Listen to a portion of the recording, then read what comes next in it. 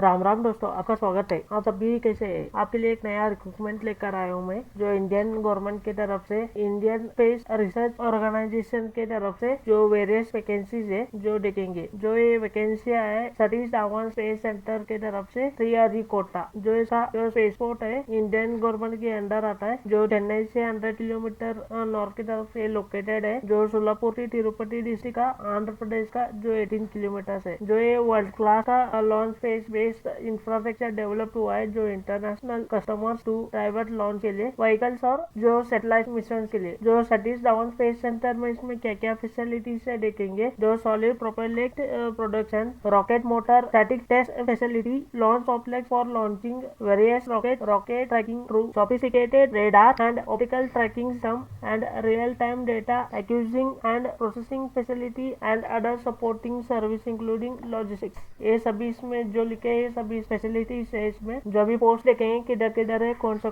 Post है। Scientist और engineer के लिए जो इसका लेवल 10, इसका जो पेमेंट रहेगा 56,100 से लेकर 1,77,500 तक रहेगा। जो machine design, first machine design, जो इसके लिए एक पोस्ट है जनरल, श्रीहरिकोटा आंध्र प्रदेश में है। जो इसका क्वालिफिकेशन देखे, एमई एमटेक नहीं तो एमएससी इंजीनियरिंग होना चाहिए, नहीं तो आपका पोस्ट डिग्री होना चाहिए। दो मशीन डिजाइन विद डिजाइन, जो इसका 60% आपका परसेंटेज रहना चाहिए, नहीं तो 6.5 पॉइंट सेल रहना चाहिए आउट ऑफ 10.5 में। और इक्विवेलेंट क्वालिफिकेशन रहा तो आपका मैकेनिकल इंजीनियरिंग में जो इसका 65% एग्रीगेटेड मार्क्स रहना चाहिए। जो मिनिमम का 65% मार्क्स नहीं तो TGPA का 6.84% रहना चाहिए आउट ऑफ 10 पॉइंट स्केल। जो इंडस्ट्रियल इंजीनियरिंग देखेंगे, जनरल के लिए इधर 3 पोस्ट है, देहरादून उत्तराखंड में 1 पोस्ट है, श्रीहरिकोटा में आंध्र प्रदेश में 2 पोस्ट है। ये भी सेम है, एमई एमटेक 60% आपका एग्रीगेटेड रहना चाहिए। इलेक्ट्रिकल इलेक्ट्रॉनिक्स इंजीनियरिंग जिसका 1 पोस्ट है, PWD-HS बैकलॉग के लिए। और जनरल के लिए इधर 2 पोस्ट है, श्रीहरिकोटा में ये भी आंध्र प्रदेश। ये भी सेम है, BE BTech हुआ है तो आपका इंजीनियरिंग, जो इसमें इलेक्ट्रिक और इलेक्ट्रॉनिक में आपका इंजीनियरिंग हुआ है तो 65% एग्रीगेटेड मार्क्स रहना चाहिए आपका, नहीं तो आपका ग्रेड रहना चाहिए 6.84 आउट ऑफ 10 पॉइंट्स में। एटमॉस्फेरिक साइंस और मेट्रोलॉजी जनरल, इसको 1 पोस्ट है जनरल के लिए, ये भी आंध्र प्रदेश में है। इसमें MSc होना चाहिए, एटमॉस्फेरिक साइंस नहीं तो मेट्रोलॉजी विद 60% एग्रीगेटेड, नहीं तो 6.5% पॉइंट्स रहना चाहिए आपका। जिनका परसेंटेज नहीं रहता उन लोगों के लिए। आपका BSc हुआ है तो फिजिक्स मैथमेटिक्स कॉम्बिनेशन रहना चाहिए, इनको 65% एग्रीगेटेड मार्क्स चाहिए, 6.8% पॉइंट चाहिए out of 10 point scale. Analytical chemistry, जो इसको जनरल के लिए 1 पोस्ट है, ये भी आंध्र प्रदेश में है, जो MSc होना चाहिए। एनालिटिकल केमिस्ट्री में आपका ये सब्जेक्ट रहना चाहिए, जो इसका 60% आपको मार्क एग्रीगेटेड मार्क्स रहना चाहिए, और इसका 6.5% आपका पॉइंट्स रहना चाहिए आउट ऑफ 10 पॉइंट्स, नहीं तो ये भी एलिजिबल है। जो BSc chemistry and math physics computer science, जो इनका एडिशनल सब्जेक्ट रहता है, इन लोगों के लिए 65% एग्रीगेटेड मार्क्स रहना चाहिए जो 26 सेमेस्टर में, और 6.85% आपका पॉइंट्स रहना चाहिए। और नीचे देखेंगे जो मैकेनिकल इंजीनियरिंग, जो जनरल के लिए 15 है, जो इन लोग के लिए पढ़ सकते हैं 1 पोस्ट है। जो आंध्र प्रदेश में 10 है इधर, जो केरला में 3 है, वलीमल्ला केरला में 1 है, जो महाराष्ट्र में 1 है। ये भी BE BTech होना चाहिए, नहीं तो 65% आपका एग्रीगेटेड मार्क्स रहना चाहिए, और नहीं तो इतना पॉइंट्स रहना चाहिए। जिन लोग इस यूनिवर्सिटी से आप इंस्टीट्यूट से आप अपना एजुकेशन कंप्लीट किया है इंजीनियरिंग, जो 31/5/2013, जो उन लोग इस वैकेंसी के एप्लीकेबल नहीं है, एलिजिबल नहीं है। जो SD का सेंटर में जो इन कोडों वालों को शिफ्ट किया जाएगा, जो कोड 2 और 6 का वैकेंसीज है, जो इनमें आपका क्वालिफिकेशन देखेंगे।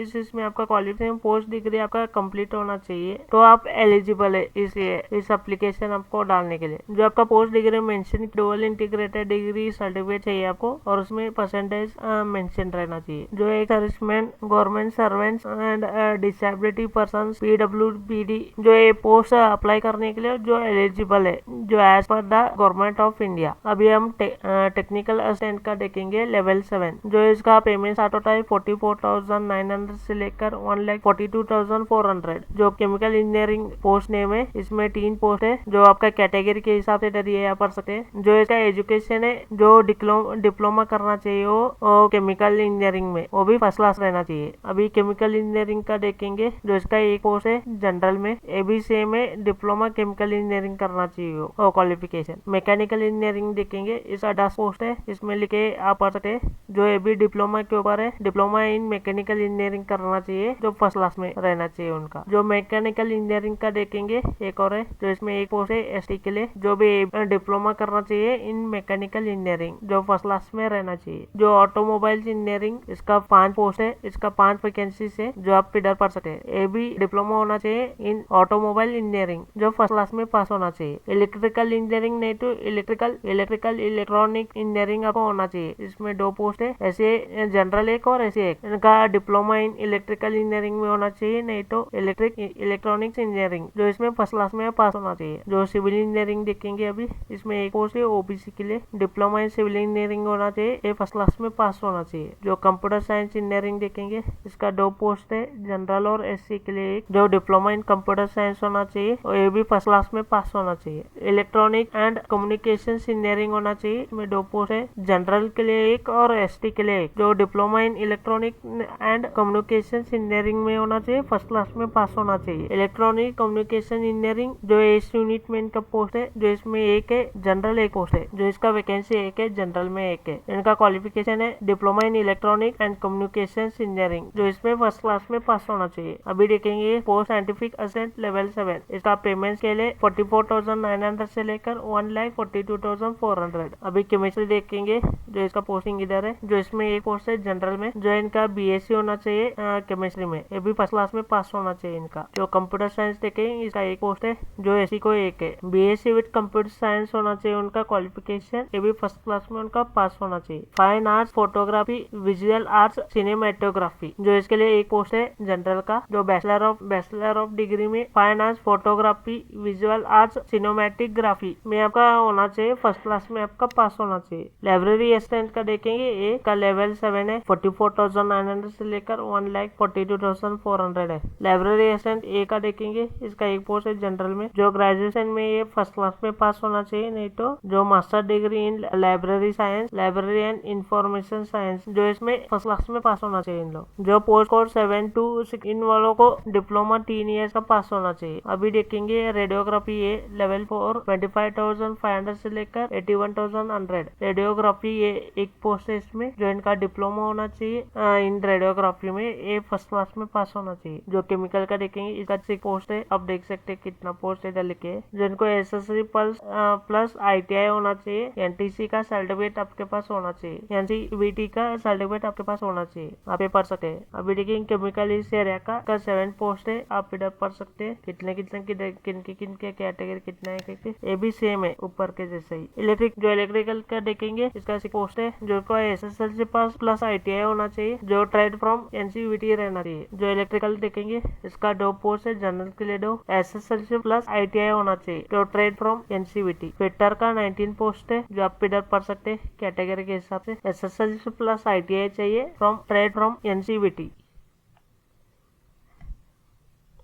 जो भी फिटर का इस एरिया का आप पढ़ सकते हैं, का 2 पोस्ट है जनरल के लिए, एसएलसी प्लस आईटीआई चाहिए इसको। सिविल इंजीनियरिंग असिस्टेंट 4 पोस्ट है, इधर पढ़ सकते हो, SSC plus ITI civil engineering assistant from NCVT रहना चाहिए।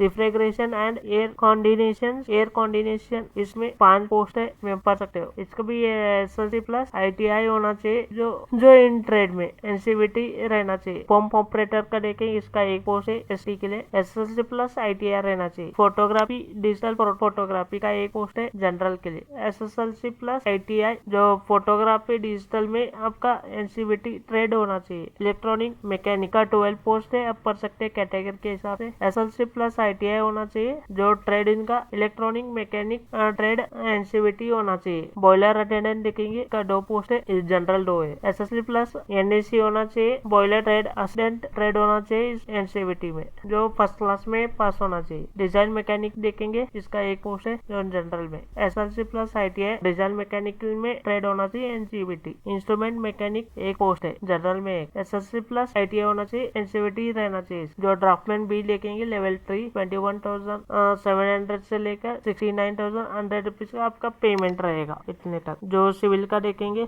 इसका 1 पोस्ट है, ओबीसी में 1 है, एसएससी प्लस आईटीआई रहना चाहिए, draftsman civil trade from NCVT. जो आपका कुक देखेंगे, लेवल 2, 19,900 से लेकर 63,200 है इसका पेमेंट। जो कुक का 3 पोस्ट है, जनरल डो और SC 1, जो इसका SSC पास होना चाहिए और 5 इयर्स का कुक में एक्सपीरियंस रहना चाहिए होटल में, नहीं तो कैंटीन में। जो फायरमैन देखेंगे ये लेवल 2, जो 19,900 से लेकर 63,200 तक पेमेंट रहेगा। फायरमैन ये देखेंगे का 6 पोस्ट है, इधर देख सकते हैं कैटेगरी के हिसाब से। इसमें भी आपका SLC पास होना चाहिए, जो इसमें आपका फिजिकल फिटनेस लिया जाएगा, इसमें रहना चाहिए। दो लाइट व्हीकल ड्राइवर ये देखेंगे लेवल 2, 19,900 से लेकर 63,200 का पेमेंट रहेगा इसका। लाइट व्हीकल ड्राइवर 2 का देखेंगे, इसका 3 पोस्ट है, जनरल डो SC 1, जो इसका 10 पास रहना चाहिए, 3 इयर्स का एक्सपीरियंस चाहिए लाइट व्हीकल ड्राइविंग में, जो इसका लाइसेंस रहना चाहिए। जो नर्स बी देखेंगे लेवल 7, 44,900 से लेकर 1,42,400 का पेमेंट रहेगा। नर्स भी एक पोस्ट है जनरल के लिए, इसको डिप्लोमा इन नर्सिंग होना चाहिए, जो not less than 3 years complete रहना चाहिए इनका। Vacancies of advance data processing research institute, ये तेलंगाना का देखेंगे। जो ड्राफ्टमैन सिविल एक पोस्ट है जनरल में, जो SSC पर प्लस ITI होना चाहिए। ये टेक्निकल बी देखेंगे लेवल 3, 21,700 से लेकर 69,100 का पेमेंट रहेगा। कंप्यूटर साइंस, इसका एक पोस्ट है, SSC प्लस ITI होना चाहिए इसका। इनका क्या काम करना है वो देखेंगे। नेचर ऑफ जॉब, जो साइंटिस्ट और इंजीनियर के लिए जो इनका डिजाइन, एनालाइजिंग, मैकेनिकल सिस्टम, जो टेक्निकल का इनका काम रहता है, जो इधर आप पढ़ सकते हैं पॉज कर। जो साइंटिस्ट ने तो इंजीनियर का, इंडस्ट्रियल इंजीनियरिंग वालों के लिए responsible for carrying out programming, planning and project management activities, आप पढ़ सकते हैं, सब ये उनका काम रहता है। जो इनका भी सेम रहता है, आप पॉज कर इनका पढ़ सकते हैं आप।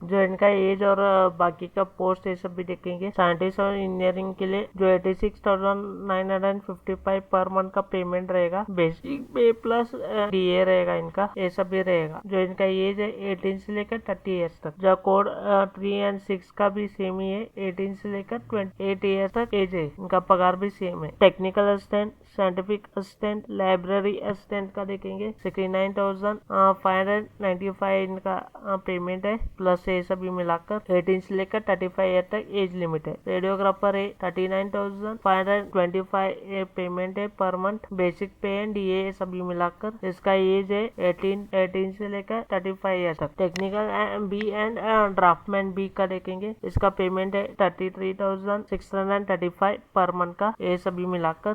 इसका एज है 18 से लेकर 35 ईयर तक। कोको फायरमैन LBD का देखेंगे, इनका भी सेम है 30,845 पर मंथ का, बेसिक पे एंड DA सभी मिलाकर। इसका एज है 18 से लेकर 35 ईयर्स तक एज लिमिट। नर्स का देखेंगे भी 69,595 का, इसका पेमेंट है पर मंथ, बेसिक पे एंड DA मिलाकर। इसका एज लिमिट है 18 से लेकर 35 ईयर्स तक। जो इसका रिलैक्सेशन भी रहेगा, SC ST के लिए 5 ईयर्स तक रहेगा, OBC के लिए 3 ईयर्स तक रहेगा। जो इन लोगों के लिए इनको भी पोस्ट रिजर्व रहेगा, इनको भी एज रिलैक्सेशन रहेगा। जो इसका एप्लीकेशन फीस देखेंगे, जो इन पोस्टों के लिए कोड के लिए 01 to 20 एंड 40 का, जो इनके लिए जो जनरल और OBC के लिए 750 रुपीज रहेगा पेमेंट। जो वुमन, SC ST और एक्स सर्विसमैन PWD के लिए इनको फीस नहीं रहेगा। जो 500 एप्लीकेशन फीस के डिडक्ट होगा, 250 फॉर रिस्पेक्टिव जो अदर कैंडिडेट के लिए।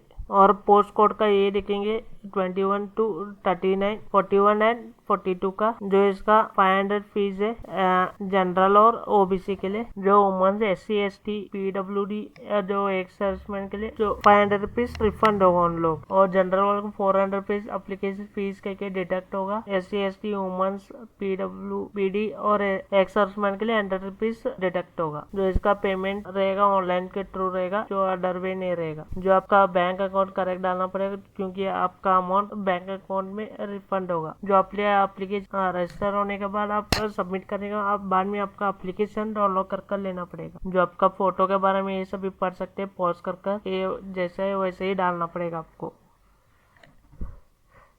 जो